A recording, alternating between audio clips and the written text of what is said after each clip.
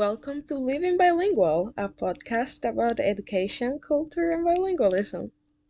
Today we're here with Dr. Small, who will be sharing a little bit about her story and how she became highly fluent in a foreign language. And she'll also share some ideas that might encourage and help others learn a foreign language. Okay, so I'm Elizabeth Small. I'm a Spanish professor here at SUNY Oneonta and currently chair of the foreign language department, but we rotate that around among the faculty members. People ask me fairly often how many languages I speak, because one of my roles in the department is as the coordinator. We call it the Self-Instructional Language Program, which allows students to study languages other than the ones we have regular classes in. So my name appears in the college catalog, the schedule, as if I were teaching German or Chinese or Japanese or Korean. And that's not true. I supervise the people who teach those things. So really, I speak English and I speak Spanish. I have studied quite a few other languages, but I have not achieved significant fluency in those.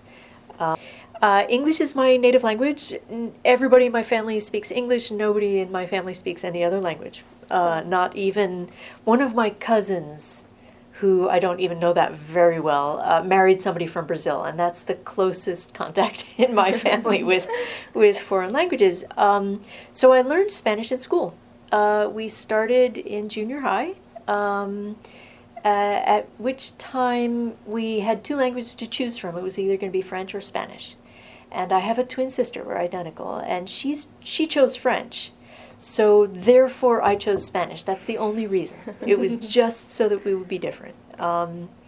And then I never stopped studying it. It's very common these days to see students who take a couple of years and then they stop, like they don't have it their junior or senior year in high school. But I was able to do it straight through from junior high to senior year in high school, and then all 4 years in college as well.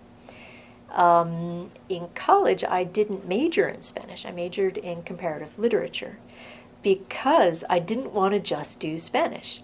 And I didn't want to just do English. I wanted to do them all. So that's why comparative literature.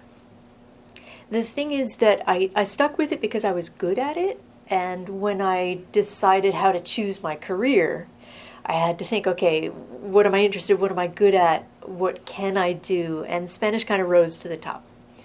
I did, after college and before graduate school, I spent 2 years living in Honduras, Central America, and that really boosted my fluency quite a lot. It was an English-speaking part of Honduras. People don't necessarily know that.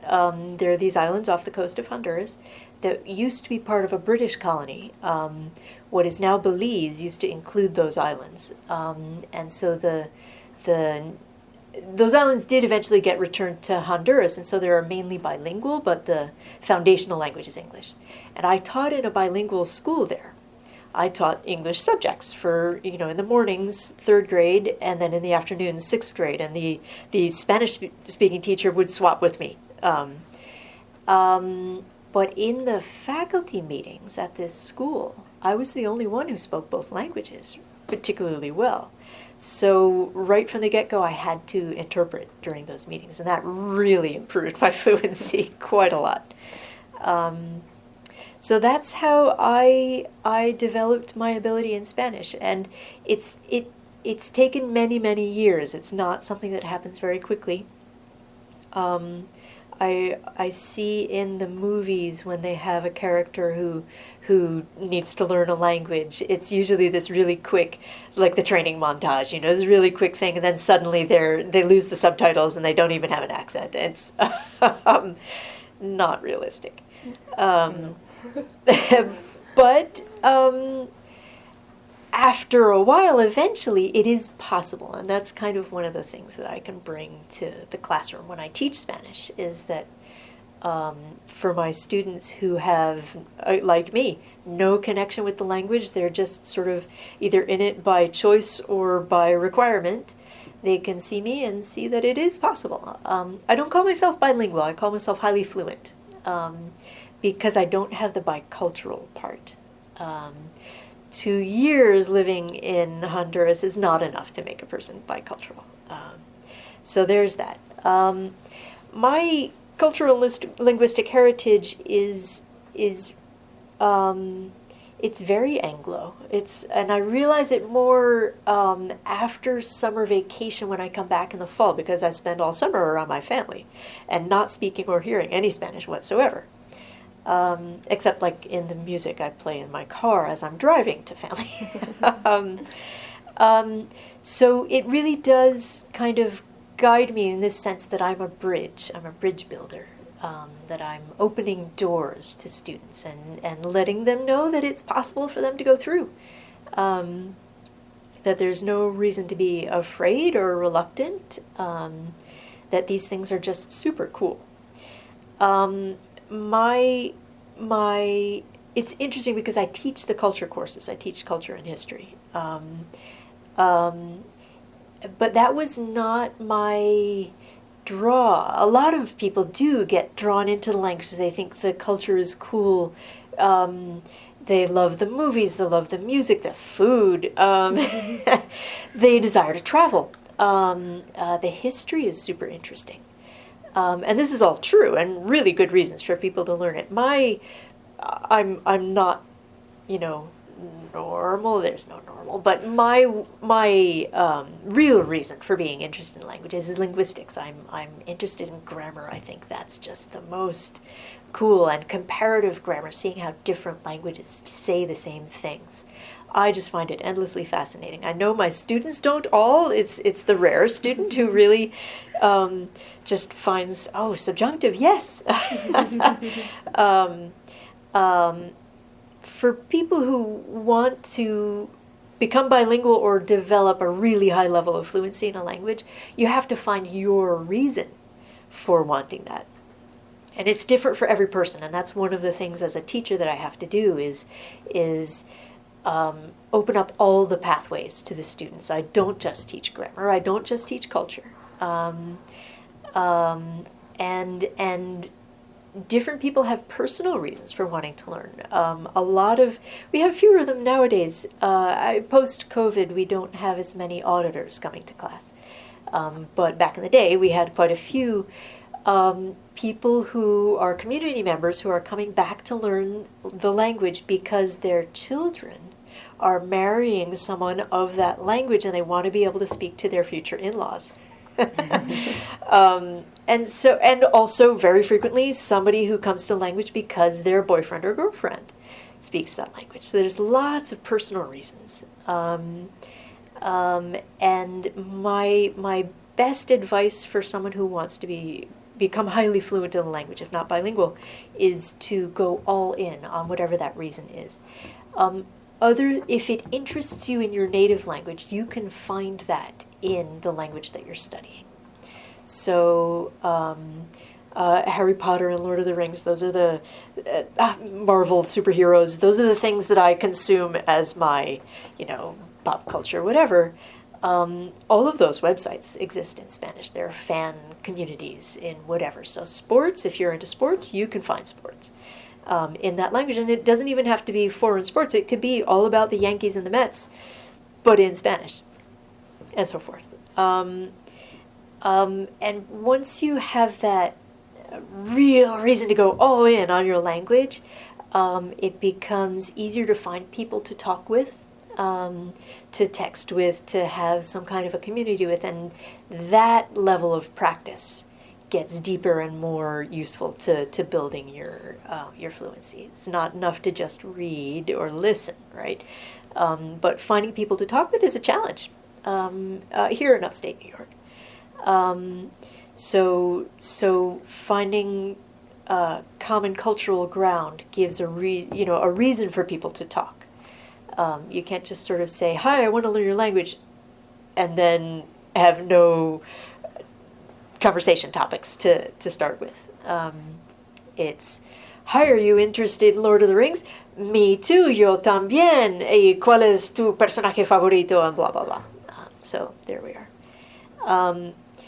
The advantages of being bilingual or highly fluent in a language are I think people understand that. I think that's a very wide the old uh, uh, assumption that everybody in the world speaks English and why should I bother? I think people realize, yes, a lot of people in the world speak English, and it's very convenient for English speakers to go around the world. But the world is smaller, and there are enough bilingual and highly fluent people in other languages that to compete, um, if you're not bilingual or highly fluent, then someone from a different culture who is highly fluent in English is going to get the job that you wanted. Um, so I think that's well understood. And it's actually not enough to motivate somebody to become super highly fluent. I mean, some people maybe. But I think you need to have you need to want to interact with people, or you need to have something that reaches into your personal um, identity, to want to change your personal identity, because that's really what it comes down to. I don't think we mention that enough. One of the reasons that very young people, elementary and junior high age, learn languages more easily is because their identity is still malleable, is still flexible. And so there's room to expand their sense of identity to include, I am all of these things plus a person who speaks X language, in addition to whatever my family speaks. So for an adult to change their identity, it's a challenge. It requires a very deep motivation, and there are adults who it's not necessarily a choice, but adult learners who have a lot of trouble losing their accent in the language that they've studied. It's because they don't want to relinquish their original sense of identity, that their sense of identity with this new language is that this new language is kind of secondary, it's added later. And so you preserve an accent in that language as a way of recognizing that this is not my native language, and I remember my native language, and I honor that by keeping my accent in this second language. And there are people who go back and forth. It's so interesting, where there are people who, depending who they're speaking with, will have more or less of an accent because they will be emphasizing more or less of their personality. It's so interesting. So the it's like instrumental use of a language. The I'm using this language because it's a tool to get me to where I want to go. That's important, but I don't think it's the only thing. And I think it's important for parents. Like when I'm advising a student, but that student needs to explain to their parents why they should be continuing to studying a language, the instrumental use, I need this to get a job, that's a useful argument for the parents or whoever's paying for their education.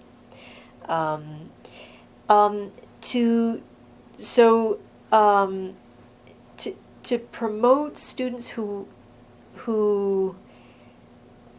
may be somewhat interested in a language, but not necessarily enough to go the extra mile that will bring them to highly fluent or bilingual, that's a real challenge, and I can't say that I've solved that. Because it is a challenge, right? You would be asking a student to do something difficult, and so much in our culture is all about taking the easy way. And people who sort of choose to take the hard way are seen as like stick in the mud, or they're self-important, self-righteous, and there are a lot of negatives to that are hard to get past.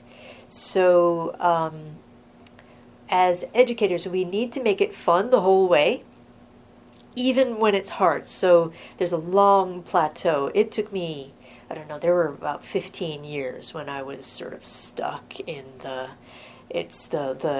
advanced low level, where I was able to do quite a lot with the language. In fact, I was already teaching it, but still making mistakes, still not, not coming up with words, still switching to English when the going got rough, that kind of thing. It's a very long plateau, and you can get demoralized. I stopped studying Russian when I got to that plateau. I had a couple of years of Russian in college, and I didn't stick with it. Like, I skipped a couple of semesters even in college, and then I hit that plateau, and it was just not. I didn't.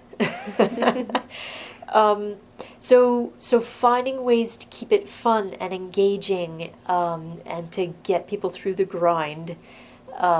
That's the challenge that we need to face. I don't have all the answers to that. Thank you so much. So long answer to all the questions. Yeah, no, we appreciate it.